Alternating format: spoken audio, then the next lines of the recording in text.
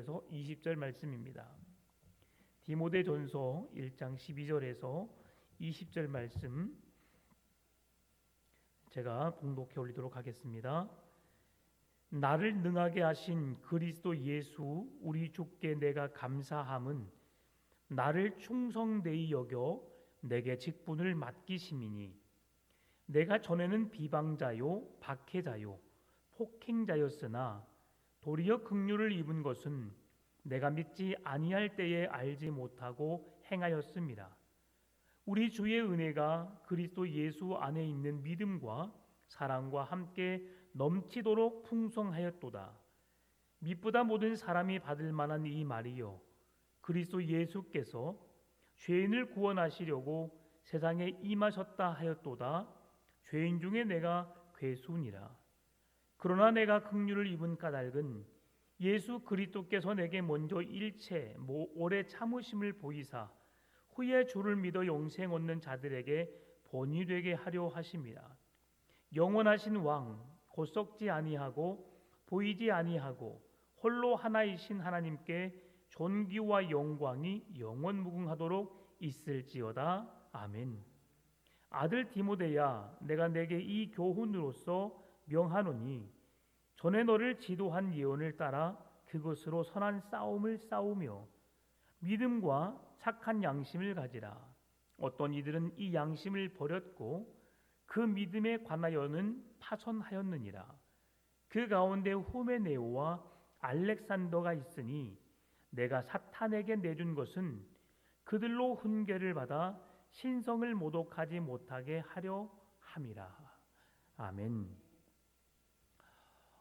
오늘 본문의 말씀은 이제 사도 바울이 예수님을 만난 그 사건을 계기로 이제 하나님의 복음을 증거하는 사도로서의 직임을 감당하는 때인데요.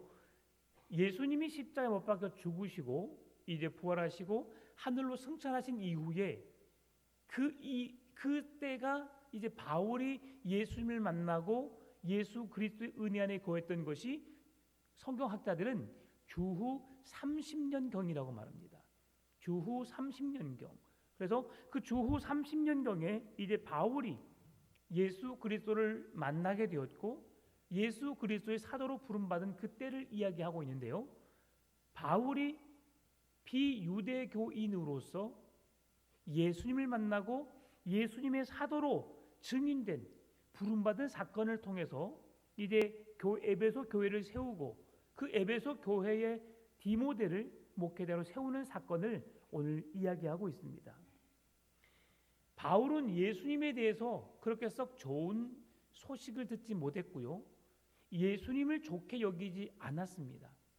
왜 바울이 예수님을 좋게 여기지 않았을까? 거기에 대한 증거된 말씀이 있는데 신명기 21장 23절 말씀입니다. 우리 같이 읽어볼까요? 그 시체를 나무 위에 밤새도록 두지 말고 그 날에 장사하여 내 하나님 여호와께서 내게 기업으로 주시는 땅을 더럽히지 말라. 나무에 달린 자는 하나님께 저주를 받았음이니라. 아멘. 이 말씀 때문에 그런 거예요.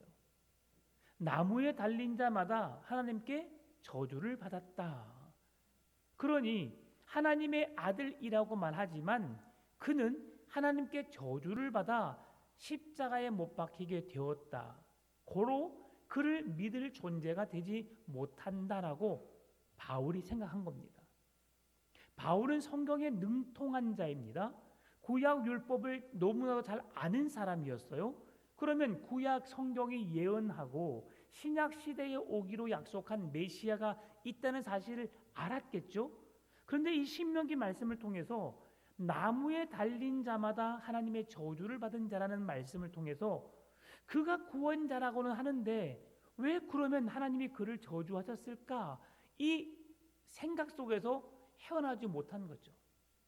왜 십자가에 못 박혀야 되는지, 왜 십자가를 통해서 그가 죽었어야만 하는지를 생각하지 못하고 그냥 이 말씀 그대로 문자적으로 십자가에 달려 죽은, 나무에 달려 죽은 자는 하나님의 저주를 받은 자라는 말씀 때문에 예수님을 좋게 여기지 않았다는 거죠. 그래서 그리스도인들을 박해하였고 자기들이 믿는 유대교 신앙이 옳다고 여겼던 거예요. 그래서 율법주의적으로 율법에 의해서 율법을 이루기 위한 율법주의적인 사상으로 자기들의 율법을 이단시하고 잘못이라고 말하고 있는 그리스도인 교회를 향해서 박해를 시작했던 겁니다.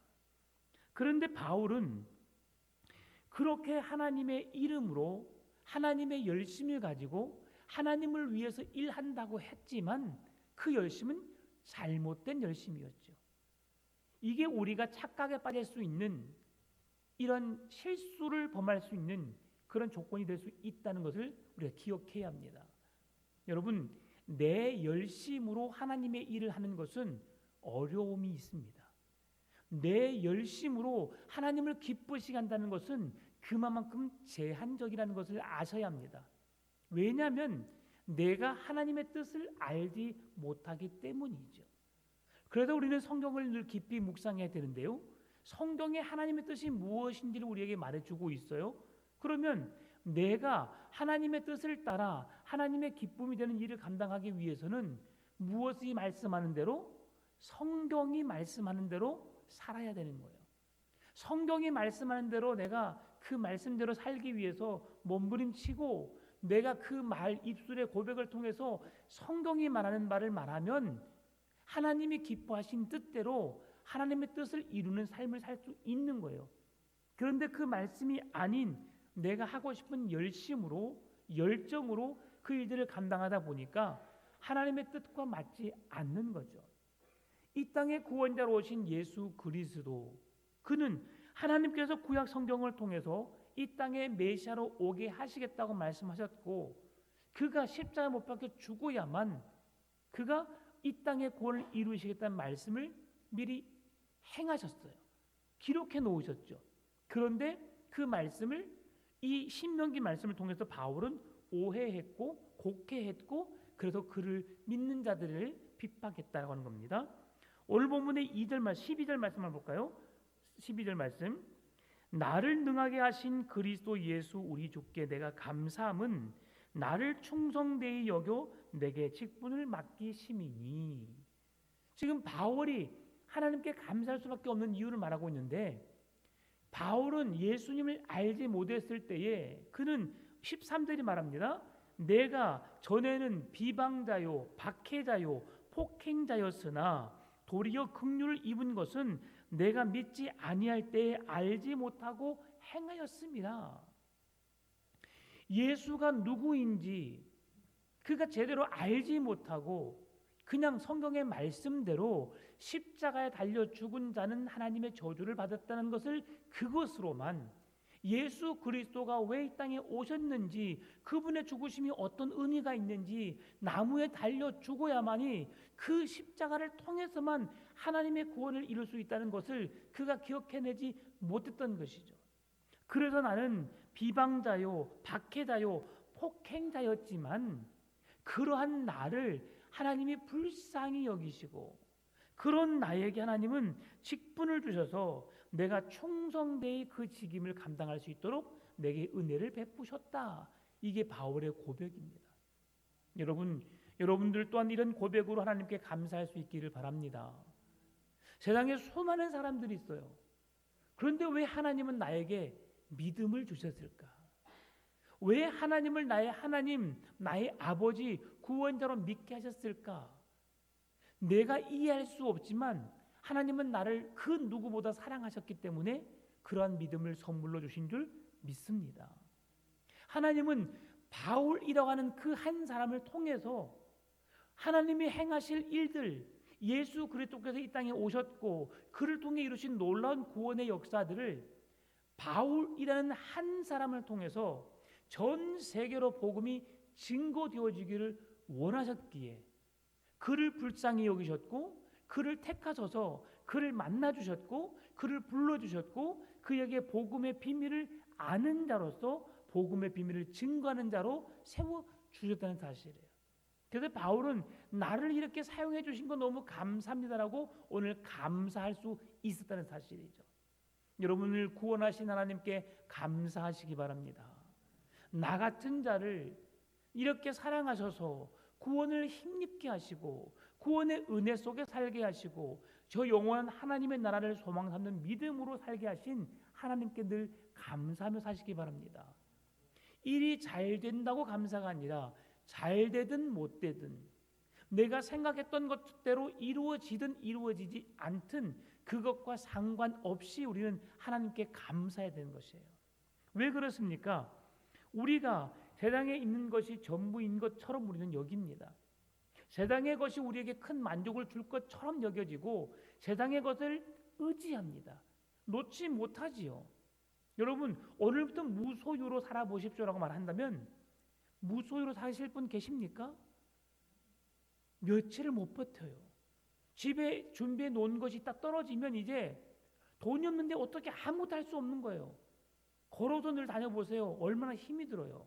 옷도 사지 못해요. 더 이상 먹을 것이 없어요. 집에 있는 게 떨어지면 끝나는 거잖아요. 근데 하나님은 그렇게 살라고 말씀하지는 않아요. 하나님께서 우리에게 주신 은혜는 뭐냐면 내게 주어진 것을 마음껏 활용하되 가장 먼저 우선순위가 하나님이시기를 원하신다는 거죠. 하나님을 사랑하고 이웃을 내 몸처럼 사랑하는 하나님을 사랑하는 자로서 반드시 행해야 할 것이 무엇인지를 그렇게 살아내므로 주의 말씀대로 살아내는 자가 될 때에 하나님은 우리에게 더 큰 은혜를 더 큰 복을 주신다는 사실입니다.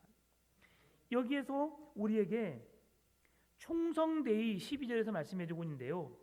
충성되이로 번역된 그 단어가 뭐냐면 신실하다, 믿을만하다라는 의미입니다. 바울이 믿을만한 자가 되어서 그에게 이 직임을 맡긴 것이 아니라 하나님의 은혜로 그를 믿었고 그에게 직임을 주셔서 그 일들을 감당하게 하셨다는 사실이죠. 여러분 사람은 믿을 게 절대 못 됩니다. 절대 믿을 게 못 돼요. 지금 우리 계속 뉴스를 통해서 보시는 걸 보겠지만 한 입으로 여러 말을 합니다. 그래서 뭐가 진리인지 뭘 믿어야 하는지 잘 알지 못해요. 오늘은 이렇게 말했다가 내일은 저렇게 말하고 또 다음날 이렇게 말하는 말바꾸기식의 그런 행동들 이제 누구를 믿어야 될지 잘 모르겠어요. 그러나 지금은 전 국민이 하나로 지금 전라도, 경상도, 충청도 할 것 없이 온 국민이 지금 하나 되어가고 있습니다. 그러한 일들 속에서 우리 그리스도인들이 해야 될 게 뭐냐? 충성되이 여겼다 하나님 말씀하신 것처럼 오늘 우리에게 주어진 그 자리에서 충성스러운 일꾼이 되어야 된다는 사실이에요.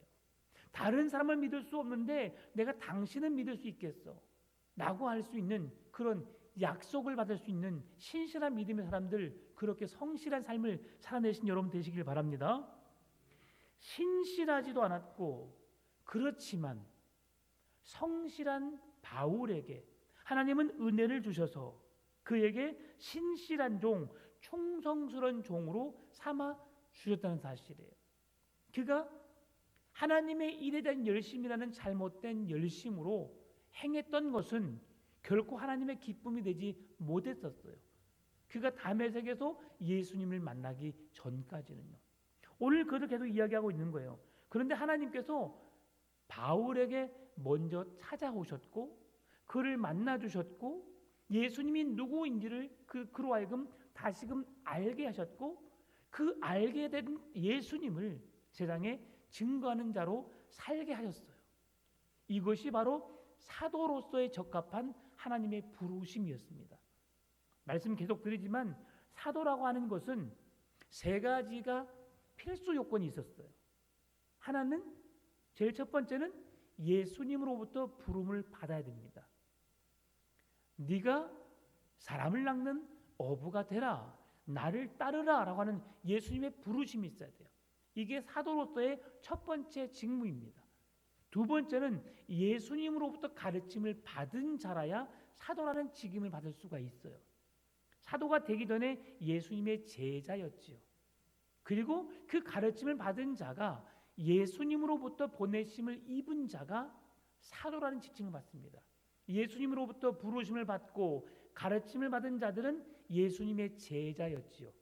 그리고 그 복음의 사명을 증거하는 자로 보내심을 받은 자들이 이제 사도로서 그 직임을 감당하게 되는데, 바울은 한순간에 예수님이 부르셨고 그에게 예수님이 누구신지, 당신이 예수님이심을 그에게 가르쳐 주셨고 모든 세상에 나가서 복음을 증거할 사명을 주셨어요. 그래서 그는 한순간에 사도라는 그런 필요성을 충족시킨 자라고 할 수 있습니다. 이런 가운데 바울이 자기 자신대로 그 13절 말씀대로 비방자요 박해자요 폭행자였다라고 말했을 때에 그는 왜 그랬을까? 그의 삶이 그랬어요. 특히 이 말씀을 이렇게 대표해주는 말씀이 갈라디아서 1장 13절 말씀입니다. 내가 이전에 유대교에 있을 때에 행한 일을 너희가 들었거니와 하나님의 교회를 심히 박해하여 멸하고. 하나님의 교회라고 했을 때 이렇게 유형적인 건물의 교회뿐만이 아니라 무형 교회, 성도 한 사람 한 사람에게 예수 그리스도가 나의 주님이시오 구원자라고 고백하고 있는 우리의 마음속에 찾아오시는, 내주에 계시는 성령님이 계시는 그곳, 우리가 어떤 이 풍암 전원 교회가 아니라 가정에 머물러 있든 직장에 있든 어느 곳에 있든 두세 사람이 모인 곳에 내가 그들과 함께 있으리라고 하는 말씀은 뭐냐면 그 한 사람 한 사람을 하나님은 교회로 세우셨다는 거예요. 그래서 그 사람들이 어려움을 당하고 핍박을 당하고 고난을 당하는 것은 교회를 핍박하는 것과 같았다고 말씀하는 거죠. 그래서 바울은 성도 한 사람을 박해했고 교회가 교회로서 존재하지 못하도록 그 수많은 무리들을 끌어냈으며, 그렇게 행했던 그 모든 일들을 통해서 갈라디아서 1장 13절에서 말씀해주고 있는 것처럼 교회를 심히 박해하고 멸하였다라고 말하고 있는 겁니다. 그런 자가 뭐가 이뻐서 하나님이 그를 부르셨을까? 여러분, 12명의 사도에게는 바울과 같은 열심이 없었어요. 베드로에게 그런 혈기 넘치는 열정이 있었습니다. 그런데요, 베드로도 예수님의 12명의 제자 중에서 가장 마지막까지 예수님과 함께 있었던 자예요. 그런데 그가 마지막 예수님이 십자가를 지고 가시는 그 광경을 보는 그 빌라도의 뜰 앞에서 그가 어떻게 했어요? 닭 울기 전에 네가 나를 3번 부인하리라. 베드로가 다른 제자들은 다 주님을 떠나고 버리고 도망가지만 나는 결코 주님을 떠나지 않겠습니다. 내 생명을 바쳐 주님과 함께 하겠습니다 라고 했는데, 그 연약한 소녀에게, 어떤 그런 사람들에게 나 예수 모른다라고 저주까지 하면서 그를 모른다고 했던 사람이 베드로예요. 그런데 여러분, 바울에게는 그런 부족한 모습이 안 보여요. 내가 예수 그리스도의 은혜로 사도된 나 바울은 나는 날마다 죽노라, 나는 스스로 자족하기를 배웠고 나의 삶을 통해서 나의 삶에 그리스도의 이름이 가장 존귀한 자로 나타내기를 원하노라 라고 했던 것이 바울의 고백이었어요. 바울의 삶이었지요. 40에 하나 감한 매를 5번 맞았다고 했어요. 여러분, 이것은 왜 40에 하나를 감하냐면 다 맞으면 죽을 수밖에 없기 때문에 하나를 감해주는 거예요. 그런데 그 40에 하나 감한 매를 맞는 사람도 그 매를 맞다가 죽는 사람이 많았다고 해요. 그런데 바울은 이런 매를 여러 번 맞았어요. 배가 파손되는 어려움도 여러 번 경험했어요. 감옥에 갇히기도 수없이 갇혔어요. 매맞음을 당하고 사람들의 수많은 조롱과 멸시를 당하고 그런 일이 있었음에도 불구하고 바울은 그리스도의 복음을 전하기를 포기하지 않았다는 거죠. 하나님은 그런 바울을 아신 거예요. 그런 열정을 아신 거죠. 그래서 그를 통해서 전 세계의 복음화에 초석이 되는 그런 복음의 사역자로 그를 부르셨다는 사실이죠. 그 또한 그 복음의 능력으로 오늘 바울이 디모데에게 가르쳐주고 있는 게 뭐냐면, 지난 예전에 주일에도 말씀드렸지만 거짓 교사들을 경계하라. 거짓 가르침, 진리의 말씀이 아닌 거짓 가르침을 하는 자들을 경계하라. 그것이 지금 디모데에게 주는 첫 번째 숙제였어요. 왜냐하면 교회 안에 참 진리가 드러나 있어야 되는데 진리가 아닌 거짓 진리가 성도들을 혼란스럽게 하면 뭐가 진리인지 뭐가 믿음인지 잘 모르기 때문이죠. 그래서 바울은 그러한 것들을 바르게 가르치고 거짓 교사나 이단의 가르침에 의해서 미혹되지 않도록 말씀으로 그들을 잘 훈육시켜주고 훈련시켜줍니다. 두란노 서원에서 그는 거의 3년 동안 거의 하루 꼬박 그렇게 성경을 강의하기도 합니다. 어마어마한 거예요, 여러분. 우리는 보통 예배 시간에 1시간 지나면 시계 봅니다. 1시간도 아니에요. 한 50분 정도 지나면 습관적으로 시계를 봅니다. 언제 끝나지? 여러분은 안 그러시죠? 네. 그렇지 않아야 되죠. 네. 근데 대부분 그래요. 아이, 끝날 시간 됐는데 왜 이렇게 안 끝내? 아이, 저들 또 조금 전에 했던 것 같은데 또 하고. 아우, 막 힘들어. 이제 그런 여러분 은혜 못 받아요. 그런데 바울은 하루에 12시간씩 강로를 했어요. 강로를. 우리도 한번 12시간씩 한번 해볼까요? 네. 이제 그렇게 들을 수 있는 사람이 있어요. 그러나 또 듣지 못한 사람이 있겠죠. 근데 그렇게 우리가 다 하는 건 아니지만 그 정도로 바울에게는 열정이 있었어요. 그리고 열심히 있었어요. 그리고 그 복음을 드러내기 위해서, 증거하기 위해서 목숨까지 아깝게 여기지 않고 그 일들을 감당할 수 있었던 열정이 있었죠. 12명의 제자들과 다른 그런 믿음이 있었기 때문에 오늘 우리에게 아시아로, 유럽으로, 사방으로 다니면서 복음을 증거해서 오늘 우리가 예수를 만나는 그런 놀라운 은혜가 바울의 믿음을 통해서 복음 전파를 통해서 우리가 예수님을 만나게 되었다는 사실이죠. 이렇게 바울이 그런 나를 박해하고 핍박했던 그런 나를, 이 못난 나를 부르셔서 하나님의 나라의 복음을 선포하는 자로 세워주신 것이 얼마나 감사한가. 이것이 바울의 감사의 고백이었다는 거죠. 여러분을 구원하신 하나님께 감사하고 계신가요? 나를 영원한 하나님의 나라 백성 삼아주신 것에 대해 감사하신가요? 여러분의 감사는 어떤 감사가 주로 많이 나오죠? 갑작스럽게 대박, 그래요. 그 대박 여러분 뭔 대박이에요? 응? 집을 샀는데 집이 2배로 뛰었어요. 네. 뭔가를 땅을 샀는데 땅이 갑자기 막 몇 배로 뛰었어요. 그랬더니 여러분 막 놀라잖아요. 그러죠. 예, 우리는 뭐 땅 살 돈도 없으니 그렇죠. 지금 우리 성도들이 나한테 말해봤자 아무 소용 없어 지금 그런 느낌이 있는 것 같아요. 예, 근데요 대부분 사람들은 이 세상에 일어나는 그 모든 일들로 마냥 감사를 해요. 근데 그것도 감사해야 되죠. 그러나 가장 중요한 감사는 뭐냐면 하나님의 은혜에 대한 감사예요. 지금 바울이 고백했던 것처럼 바울은 하나님의 복음을 증거함에 있어서 자기 자신의 재산을 써가면서 복음 증거를 했어요. 남에게 어려움을 주지 않게 하기 위해서, 혹 내가 그 돈을 씀으로 인해서 그 돈을 제공한 사람이 은혜를 까먹어 버리거나 그 사람이 상처받을 일이 생길 것 같은 그런 마음에서 그동안 자기가 벌어놓은 돈을 가지고 선교하는 일에 온전히 사용했다는 사실이에요. 참 그래서 어르신들이 교회 가면 밥이 나오냐 죽이 나오냐 떡이 나오냐 여러분 그러잖아요. 그게 왜 그러냐면 그렇게 쓰는 것을 아는 사람들께 말하는 거예요. 그런데 그렇게 쓰면 엄청난 큰 기쁨이 있어요.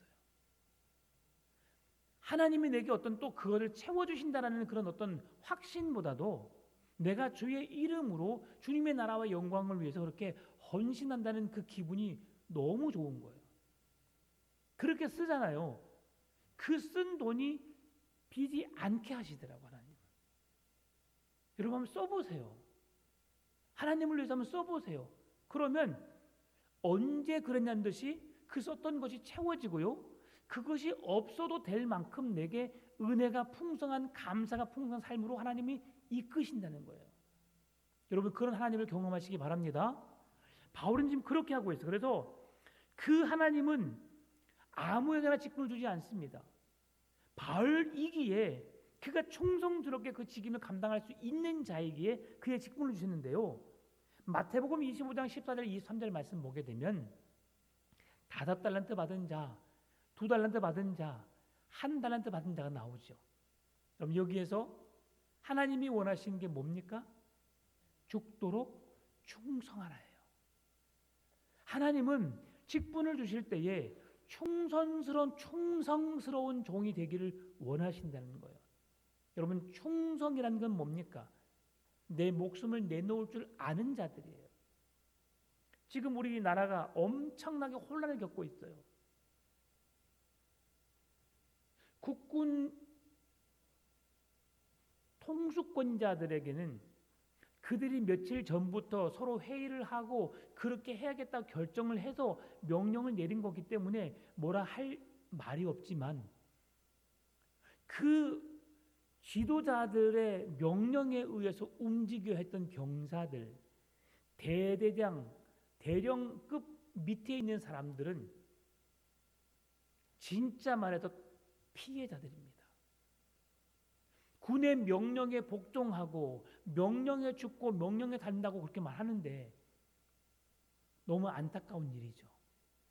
이제 그들이 어떤 처벌을 내리고 그들에게 어떤 호의를 베풀지는 잘 모르겠어요. 어떤 법을 적용할지. 어제도 오늘 아침이죠. 어젠가 오늘 아침인가요? 국방부 장관인가요? 예. 자살 시도하다가 그냥 누구에게 발견되어서 그렇게 하지 못했다. 참 안타까운 일입니다. 그 사람은 자기가 그걸 진두지휘했고, 그리고 대통령의 것들을 자기가 다 감싸기 위해서 막 이런저런 말을 하지만, 그 밑에 있는 그 국군 장병들 얼마나 짠합니까? 참, 그래서 그들이 법적인 처벌을 안 받고 앞으로는 이런 쿠데타가 일어나지 않는 그런 좋은 하나의 선례가 생기면 좋지 않을까를 좀 생각해 봤습니다. 오늘 그렇게 하나님께서 충성을 하는데 지금 그 군인들은 잘못된 충성을 하게 되는 거죠. 잘못된 지도자가 잘못된 명령에 의해서 잘못된 충성을 하게 되는 거예요. 그들의 결과가 뭐예요? 법의 심판 앞에 나중에 심판받을 수밖에 없습니다.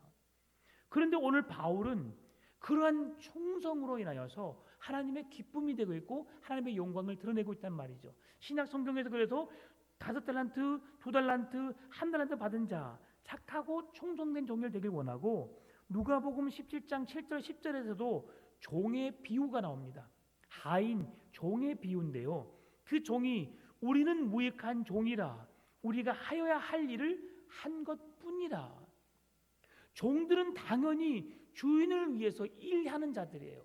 그래서 그 주인이 원하는 것을 행하는 자들이죠. 그래서 내가 당연히 해야 할 일을 나는 충성스럽게 감당할 뿐입니다라고 종들이 겸손하게 고백하는 거죠. 또한 다른 성경을 보게 되면 마태복음 25장 21절 보게 되면 지극히 작은 일에 주님은 충성하길 원하시고요. 계시록 2장 10절에서는 죽도록 충성하기를 원하신다는 사실이죠.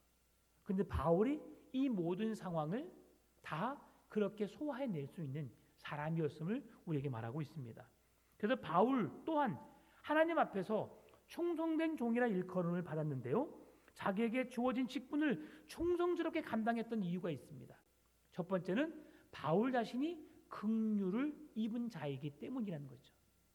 하나님으로부터 불쌍히 여김을 받은 자예요. 하나님으로부터 정말 용서함을 받고 하나님의 사랑을 받은 자이죠. 여러분, 내가 뭔가 잘못했어요. 근데 그것을 용서해 주는 사람이 있다면 여러분 그 사람에게 큰 감동을 느끼잖아요. 괜찮아. 그 아무것도 아니야. 라고 하면서 오히려 나를 따독거리고 나를 위로하고 나에게 힘을 주는 사람들이 있어요. 여러분 그런 사람 좋은 사람들입니다.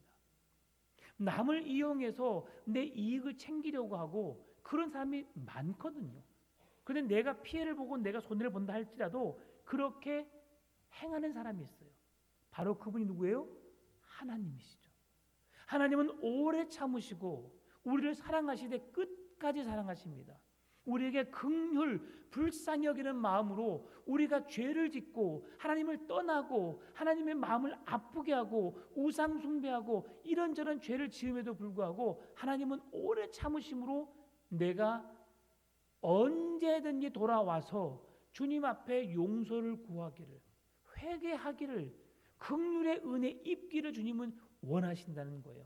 이것이 주님의 마음입니다. 그래서 바울은 지금 그렇게 고백하고 있어요. 내가 하나님의 긍휼의 은혜를 받았기 때문에 내가 감사한다. 13절 16절을 말씀해 주고 있습니다. 내가 전에는 비방자요 박해자요 폭행자였으나 도리어 긍휼을 입은 것은 내가 믿지 아니할 때에 알지 못하고 행하였습니다.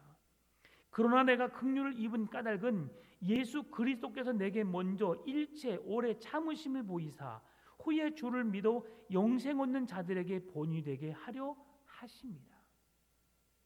나를 불쌍히 여겨 주심으로, 나를 참아 주시고 나를 기다려 주심으로 내게 구원을 베풀어 주셨고, 내가 믿는 믿음이 이제 후대의 사람들에게 나의 삶을 통해 하나님의 영광을 드러내게 하고 복음의 본질이 무엇인지 드러나게 하게 하신 이 모든 것이 하나님이 하셨다는 믿음의 고백을 하고 있는 바울의 모습을 볼 수 있습니다. 여러분, 내가 변화될 수 있는 것, 내 힘으로는 결코 어렵습니다. 내 노력, 내 의지로는 쉽지 않아요. 그래서 우리나라의 속담에 작심삼일 있잖아요. 작심삼일, 왜 그 말이 일어날까요? 생겨났을까요? 그렇게 늘 포기하고 못한다고 그렇게 포기하니까. 그런데요, 작심삼일을 3번 이상 반복하게 되면 그 작심삼일이 습관이 된대요. 여러분, 습관은 무섭습니다. 습관이 되면 그게 내 삶이 될 수 있어요. 안 된다 하지 말고, 포기하지 말고 한 번 더 하고 한 번 더 하고 한 번 더 하고 계속 하다 보면 내 삶에 익숙해질 수 있어요. 여러분, 길거리 지나가는 사람 아니면 같이 어디 차에 앉아 있는 사람에게 복음 전하기가 쉬워요, 어려워요? 자주 해본 사람은 쉬워요. 그런데 안 해본 사람은 어려워요. 내가 밭에 감추인 보화라고 하잖아요. 우리 예수님을, 복음을 밭에 감추는 보화라고 하잖아요. 여러분, 길가 지나가다가 5만 원짜리 떨어져 있어요. 여러분, 어떻게 하실 거예요? 저기요, 5만 원짜리 있네, 빨리 가서 주우세요. 여러분, 그렇게 말하시는 분 계세요? 옆을 보고 잽싸게 달려가잖아요. 그렇죠? 예, 그래요. 왜냐하면 저게 1,000원짜리 주고 있으면 그냥 저걸 줄까 말까 고민하다가 1,000원짜리는 그냥 지나칠 수 있어요. 그럴 수 있어요. 그런데 10,000원짜리는 조금 고민되고 5만 원짜리는 절대 포기 못하지요. 예, 그게 우리의 마음이에요. 우리는 그것을 보화라고 해요. 세상에 가장 값진 것이라고 해요. 맘모니즘, 물질 만능주의죠. 물질로 못하는 게 없어요.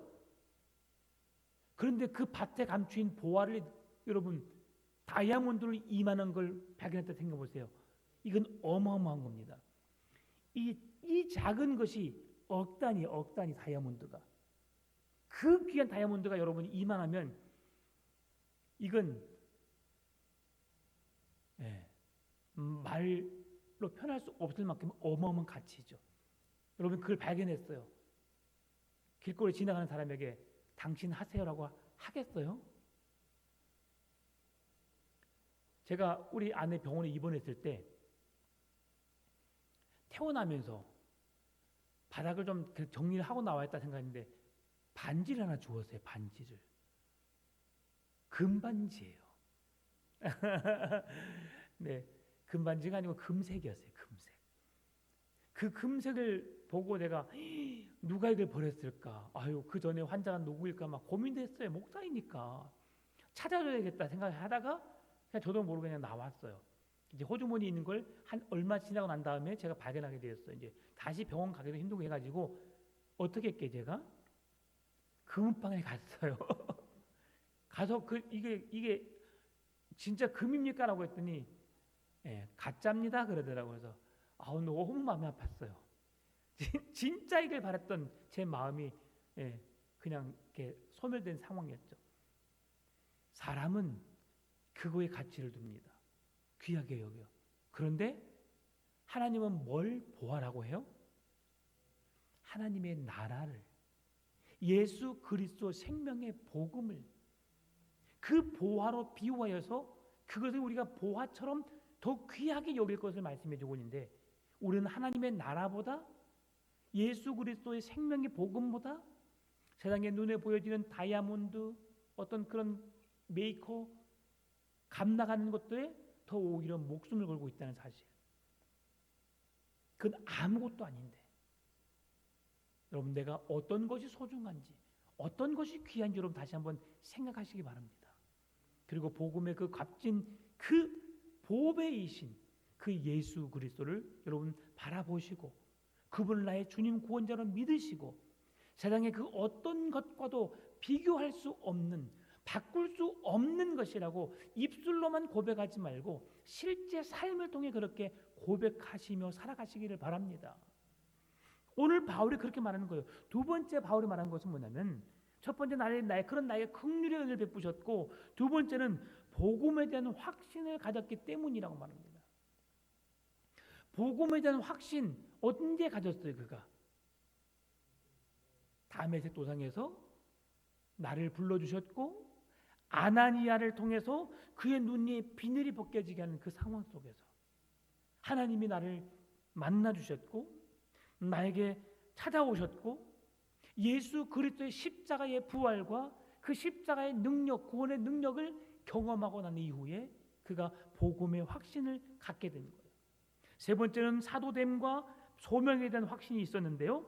이것 또한 자기 스스로 죄인 중에 괴수인 나를 하나님이 구원하시려고 이곳 이 땅에 낮고 천한 이 땅에 성육신하셔서 우리를 찾아오셨고 그 십자가를 통해 그는 저주받은 자라고 생각했던 그 십자가를 통해 구원을 이루신 그 예수님이 우리의 소망의 메시지가 된 거예요. 우리의 소망이 되신 거죠. 그래서 그는 소망이 되신 예수 그리스도를 그가 증언하는 자로 서게 된 것입니다. 바울은 스스로가 주님 앞에 죄인임을 인식했을 뿐만 아니라 자신이 죄인임을 드러내는 것도 부끄러워하지 않았다는 사실이에요. 여러분, 우리는 죄인이라는 사실을 부끄러워합니다. 내 안에 있는 뭔가를 들춰낸다는 것 부끄러워해요. 그런데 바울은 결코 부끄러워하지 않았어요. 왜요? 그게 내 존재이니까. 하나님 앞에서 그 어떤 사람도 의인은 없나니 한 사람도 없다는 것을 바울은 알았으니까요. 죄인에게 베푸신 하나님의 긍휼을 적극적으로 드러내는 본보기가 된 사람이 바로 바울입니다. 여러분, 그래도 하나님의 은혜에 감사한 바울은 하나님께 영광 돌림으로 그 벅찬 가슴에 그 감격을 표현하게 되는데 오늘 본문의 17절입니다. 영원하신 왕 곧 썩지 아니하고 보이지 아니하고 홀로 하나이신 하나님께 존귀와 영광이 영원 무궁하도록 있을지어다. 아멘. 눈에 보이지 않는데 어떻게 그 하나님을 우리가 그에게 영광과 영원하신 왕 곧 썩지 아니하고 보이지 아니하고 홀로 하나이신 하나님께 존귀와 영광이 영원 무궁하도록 있을지어다. 어떻게 그렇게 살 수 있을까? 하나님이 나를 사랑하시고 나를 부르시고 나를 구원하신다는 확신이 있는 믿음이 있는 자들만 할 수 있어요. 여러분 오늘 바울처럼 여러분도 영원한 왕 썩지 아니하고 보이지 않지만 홀로 살아계신 하나님께 우리의 모든 삶을 통해 영광과 존귀를 올려드리는 여러분의 믿음 되시기를 바랍니다. 하나님은 바울을 이렇게 우리에게 그런 은혜를 베푼 거예요. 그래도 이런 바울의 삶을 정리해보면 복음 안에 있는 구원은 다음의 요소가 갖고 있어요. 복음 안에 있는 구원은 모든 죄인에게 은혜의 기회가 열려 있고 같이 읽어볼까요?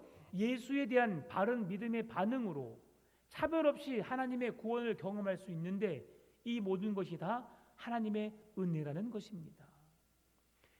내가 죄인인데 죄인된 나를 사랑하셔서 나를 구원하셨고 내게 값없이 은혜를 베풀어 주심으로 복음의 진리 안에 거하게 하셨고 복음의 진리 안에서 참 믿음을 갖고 하나님을 향한 열망으로 열정으로 주님 앞에 헌신하게 하시고 차별 없는 믿음으로 누구든지 예수 그리스도를 믿음으로 구원을 받는 은혜를 주셨는데 이것은 다 하나님이 내게 값없이 주신 선물, 은혜의 선물이라고 하는 것이죠. 그래서 바울은 그 구원하심에 나를 사랑하신 그 은혜에 감사하고 있다는 사실입니다. 마지막으로 이어지는 18절 20절 말씀 보게 되면 거짓 교훈을 가르치는 사람들을 막는 일이 무엇인가를 말씀해 주고 있어요. 거짓 가르침을 가르치는 자들에게 내가 무엇으로 맞서 싸울 수 있는가, 그것이 무엇인가를 말씀해 주고 있는데 바로 선한 싸움이라고 말합니다. 그러면 선한 싸움이 뭘까요? 하나님의 말씀을 부인하거나 왜곡시켜 덧붙이는 사람들에 대해서 오늘 디모데는 교회의 일꾼으로 부르신 하나님께 주신 말씀을 따라 싸워야 한다라고 말하고 있어요. 선한 싸움을 싸운다라고 하는 것은 무슨 말씀입니까? 하나님의 말씀을 붙들어야 한다는 걸 말씀해 주고 있어요. 내가 말씀으로 영적인 하나님의 군사가 되지 못하면 영적인 전쟁에서 내가 실패할 수밖에 없고 패배할 수밖에 없다는 거죠. 그래서 내가 선한 싸움을 싸운다고 하는 것은 뭐냐면 영적으로 무장하여 깨어서 기도하고 하나님의 말씀 위에 굳게 서 있는 모습을 우리에게 말하고 있습니다. 이 싸움이라는 것은 군사적인 용어로 전쟁을 수행하는 군대들이 전쟁을 일으키는 전쟁을 의미합니다. 그러니 영적인 전쟁을 의미하는 것이죠. 영적인 전쟁 속에서 승리하기 위해서는 어떻게 해야 되겠어요? 무장되어야 되겠죠. 깨어 있어야 되겠죠. 다른 적군보다 더 힘 있는 무기를 갖고 있든 그에게 지지 않을 그런 전술을 갖고 있어야 되겠죠. 그래서 디모데가 해야 할 싸움이 무엇인지 오늘 19절 20절을 말씀해 주고 있습니다. 그 싸움이 무엇이냐 같이 읽겠습니다. 믿음과 착한 양심을 가지라. 어떤 이들은 이 양심을 버렸고 이 믿음에 관하여는 파선하였느니라. 그 가운데 후메네오와 알렉산더가 있으니 내가 사탄에게 내준 것은 그들로 훈계를 받아 신성을 못 오가지 못하게 하려 함이라. 아멘. 선한 싸움을 싸우라라고 했는데 그 선한 싸움을 싸우기 위해서 선한 싸움, 영적으로 무장하는 것이 뭐냐? 바로 오늘 19절에서 믿음과 착한 양심을 가지라는 겁니다. 그게 선한 싸움을 싸울 수 있는 조건을 갖는 거예요. 갖추는 거예요. 전쟁을 하기 위해서 무기를 준비하고 장갑차를 동원하고 탱크를 동원하고 비행기를 동원하는 것이 아니라 선한 양심을 가지라, 착한 양심을 가지라. 그보다 앞서서 믿음을 가지라고 말씀하세요. 참 믿음, 선한 양심으로 누구 앞에서도 부끄럽지 않을 그런 정직하고 진실된 믿음. 그렇게 할 때에 하나님이 그들을 통해 일하신다는 겁니다. 여기에서 믿음은 예수 그리스도께서 자기 백성들을 위해서 하나님이신 그 거룩하신 몸을 버리시고 인간의 연약한 몸을 입고 성육신하셔서 죄인된 인간보다 더 낫고 천한 몸으로 이 땅에 오셔서 죄인된 우리를 구원하시기 위해서 죽어주신, 그리고 죽음으로 끝나는 것이 아니라 사망의 권세를 이기시고 죽음의 권세를 이기시고 부활하신 주님, 그리고 그 부활하신 주님께서 그 말씀하신 대로 하늘로 승천하셨고 승천하신 것을 본 그대로 내가 다시 오겠다고 말씀하신 복음의 내용을 믿는 것을 믿음이라고 말합니다. 그래서 복음은 좋은 소식, 굿뉴스라고 우리가 말하지만 복음은 예수 그리스도입니다. 그 복음의 소식은 예수 그리스도의 죽으심과 부활하심과 하늘로 승천하신 놀라운 영광의 복음을, 영광의 그 사건을 복음이라고 말하고 예수 그리스도를 통해 구원을 받는 그 진리의 말씀이 복음입니다. 그래서 우리는 그 복음을 믿는 믿음을 통해서 구원을 받게 되는 것이죠. 그런데 오늘 본문의 마지막에 후메네오와 알렉산더를 이야기하고 있어요. 이들은 그 믿음에 대해서 실패한 자라고 말하고 있습니다. 교회의 지체들 속에서 이들의 가르침을 받았는데 이들이 잘못된 가르침을 하고 있는 거예요. 그러면 그들은 무엇을 가르쳤는가? 알렉산더의 잘못이 성경에서 나오지 않기 때문에 알렉산더가 어떤 잘못을 했는지는 잘 몰라요. 그러나 후메네오가 어떤 잘못을 했는지는 명확히 말해주고 있습니다. 디모데 후서 2장 17절 18절입니다. 같이 읽을까요? 그들의 말은 악성 종양이 퍼져나감과 같은데 그 중에 후메네오와 빌레도가 있느니라. 진리에 관하여는 그들이 그릇되었도다. 부활이 이미 지나갔다 하므로 어떤 사람들의 믿음을 무너뜨리느니라. 그들의 말은 악성 종양과 같다라고 말하고 있어요. 여러분, 악성 종양은 치유할 수 없는 병입니다. 그대로 끝나는 병이에요. 악성은. 근데 지금 그 후메네오 말은 그의 삶은 사람들에게 악성 종양을 퍼뜨리는 자라고 하는 거죠. 여러분, 그래서 그리스도인들은 말을 잘 해야 돼요. 사실이 아닌 것을 말하는 것 절제해야 합니다. 내가 알고 있고 이것이 진리라고 내가 믿고 있다 할지라도 그래도 조심해야 되는 거예요. 그래서 말을 하는 것보다 말을 듣는 것을 즐겨하라고 성경 말씀해 주고 있어요. 왜냐하면 내가 말하는 것을 통해서 실수할 수 있고 내 말을 통해서 내 행동거지를 통해서 다른 사람에게 복음의 영향력을 미치지 못하는 그런 복음의 방해가 되는 그런 삶이 될 수 있기 때문에 그런 거예요. 그래서 그리스도인들은 잘 살아야 돼요. 말에도 행실에도 본이 되는. 그래서 오늘 그 말씀에서 그에게 뭘 말씀해 주고 있었어요? 믿음과 착한 양심을 가지라. 여러분, 사람들을 볼 때 저 사람 참 좋은 사람이라고 하는 기준이 여러분 뭐죠? 저 사람 참 좋은 사람이라고 하는 그 기준이 뭘까요? 나에게 밥을 자주 사주는 사람? 나에게 뭔가를 자꾸 사주는 사람? 아니에요. 그 사람 보면 욕심이 없어요. 때가 묻지 않았어요. 그의 말하는 것이나 행동하는 것 보면 참 존경스럽고 본받을 만해요. 이런 사람을 향해서 그 사람을 좋은 사람이라고 말해요. 여러분, 좋은 사람 되시기를 바랍니다. 그의 말은 악성 종양과 같고 그리고 부활이 없다라고 믿는 거죠. 부활이 이미 지나갔다고 말합니다. 여러분, 부활이 이미 지나갔어요? 안 지나갔어요? 안 지나갔어요. 부활은 언제 일어납니까? 예수 그리스도가 이 땅에 재림하는 그날, 먼저 죽은 자들이 부활하고 살아있는 우리가 하나님께로 올라가게 되는 줄 믿습니다. 여러분, 날개 없죠? 하늘로 올라갈 수 있대요. 우리가 살아있을 때 주님 오시면. 우리가 죽어서 무덤 속에 있다 할지라도 우리는 생명의 부활로 다시 살아나는 소망이 우리에게 있어요. 이걸 믿으시기 바랍니다. 그래서 후메네오는 부활이 이미 지나갔다고 말하면서 성도들의 믿음을 흔드는 거죠. 부활이 여기 있다, 여기 있다. 예수 그리스도의 재림이 이때 온다, 이때 온다. 지금 이 세상에 내가 그리스도라, 그리스도라, 그리스도라. 우리나라에만 그리스도가 50명, 100명이에요. 내게 성령이 임했다고 말하는 사람이 그렇게 많아요, 여러분. 여러분, 혼란스러워하지 마시고 참 진리신 예수 그리스도를 붙잡고 그분 안에 거하시기 바랍니다. 20절에서 사탄에게 내어줬다는 말은 무슨 말씀이냐면 성도의 교제에 참여하지 못하도록 막고 세상의 근심, 걱정, 염려로 하나님께로 나오는 것이 아니라 세상의 것에 마음을 온전히 빼앗기겠다는 것입니다. 이것이 사탄에게 내어준 바 되었다는 의미로 해석되어지고 있습니다. 교회는 하나님을 예배하는 곳입니다. 하나님을 예배하는 것 외에 세상의 근심, 걱정은 다 내려놓아야 합니다.